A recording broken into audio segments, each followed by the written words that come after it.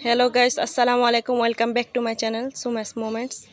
এ দেখুন, আমাদের একটা ধুতরা গাছ আছে, আপনারা চিনেন কি না জানলে কমেন্ট বক্সে জানাবেন।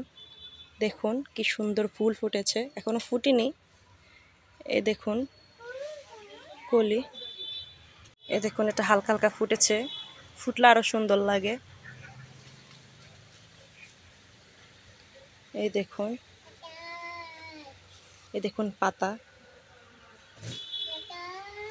এই দেখুন এই ধুতরা গাছের পাতা। আপনাদের ধুতরা গাছের ফলও দেখাচ্ছি। এই যে এগুলো হলো ধুতরা গাছের ফল। এই দেখুন দুইটা ফল ধুতরা গাছের। এই যে গাছ, এই যে গাছের ফুল আর ফল। এই যে ধুতরা গাছের পাতাগুলো যাদের অ্যালার্জির সমস্যা, তারা এই গাছের একটা পাতা দিয়ে 5-6টা লাউ পাতা দিয়ে ভাজি করে খেলে অ্যালার্জি চলে যাবে।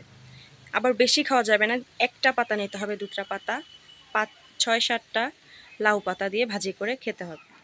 আর ধুতরার ফলও কিন্তু কাজে লাগে।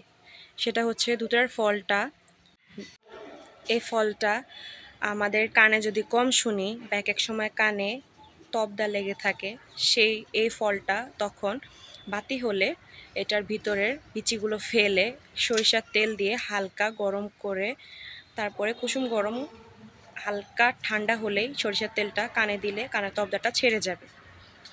এই যে ফল আর পাতাটা এসব কাজে লাগে। কিন্তু এই ফলটা খেতে যাবেন না, এই ফলটা খুবই বিষাক্ত, এটা কানের জন্য ভালো, আর পাতাটা অ্যালার্জির জন্য। আমার ভিডিওটি যদি আপনাদের ভালো লেগে থাকে, লাইক কমেন্ট শেয়ার করবেন এবং আমার চ্যানেলটিকে সাবস্ক্রাইব করবেন। ধন্যবাদ। আসসালামু আলাইকুম। এই দেখুন আমার মেয়ে বলছে এই ফলটা খাবে, ও তো জানে না এটা কি ফল, সে বলছে আমি খাবো। দেখুন, আর দেখুন সে তার হাতের ছাপ দিয়েছে রং দিয়ে।